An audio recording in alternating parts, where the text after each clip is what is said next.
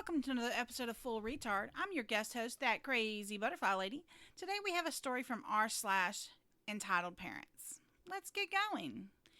Hers is the one that says bad bee on it. My friend and I had been planning on a pool day, and today wound up happening to be that day.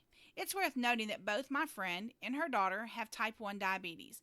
They manage their condition with a device called a PDA, or a personal diabetic assistant, and some patches that get applied to their skin that are evidently waterproof.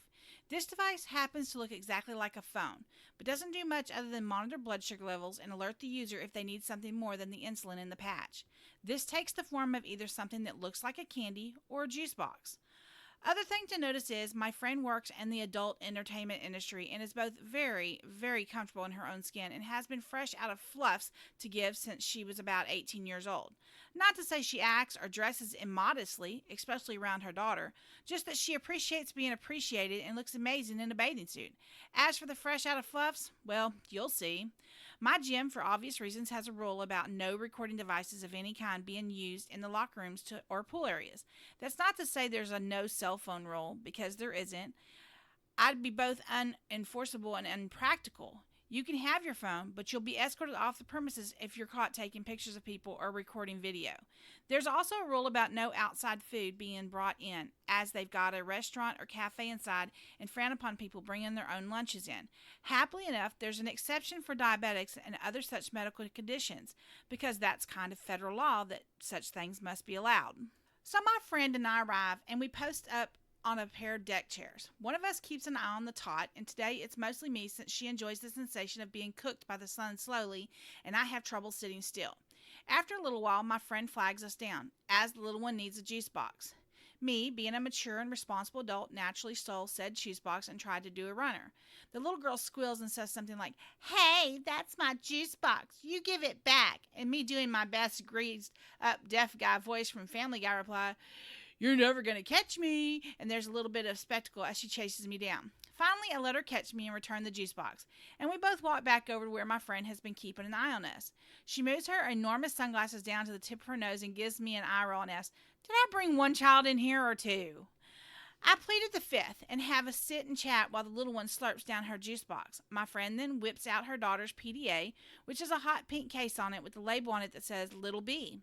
This is to differentiate from my friend's, which also has a hot pink case on it that says Bad B on it. It used to say Little B, but that was frowned upon when she had to give it to the teacher for kindergarten, so Little B it was.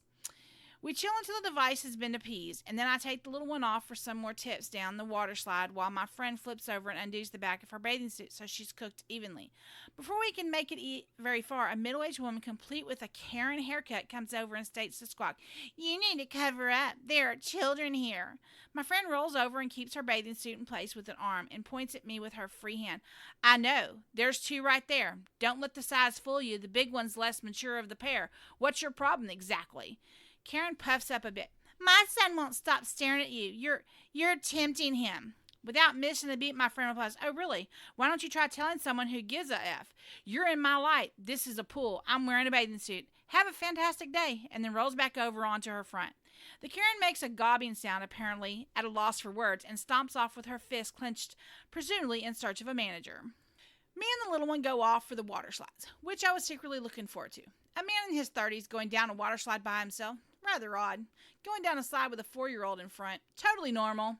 After about an hour of impersonating the fish, I took from my friend and see her standing up, looking around with a very concerned expression on her face.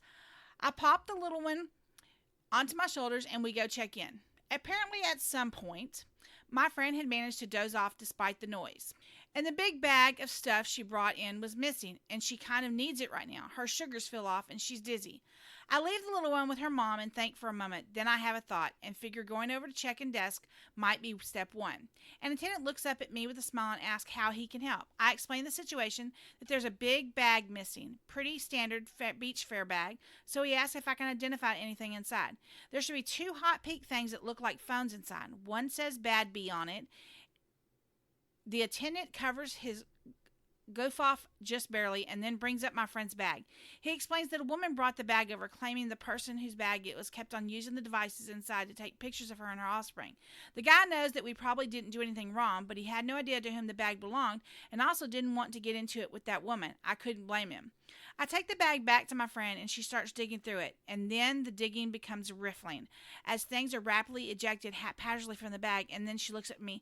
"That blank," she says in a rather alarmingly cold tone. I said something clever, sounded a lot like, "Huh? All of the juice boxes and candy are gone and my sugars are hitting the floor. I'm going to kill her."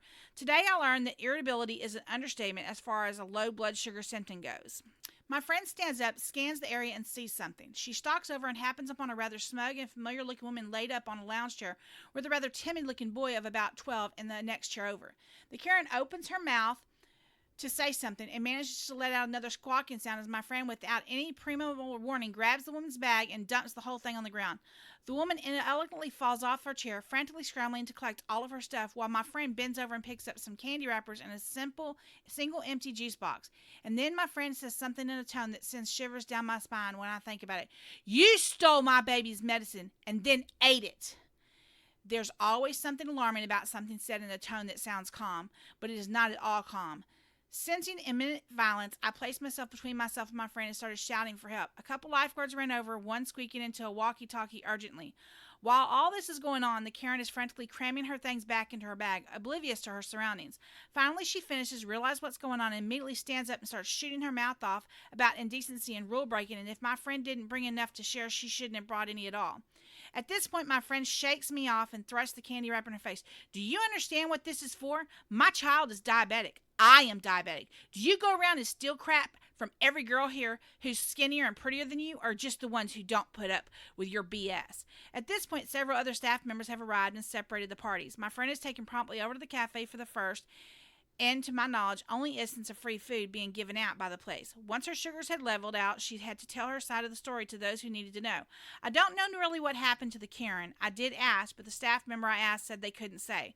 We had to leave after that, as if it's fairly important for diabetics to have sugar on hand, and neither of us really felt like paying $3.50 for a glass of orange juice. Plus, the mood was kind of ruined. People these days. Ugh. Thanks for listening. Like, subscribe, and follow us.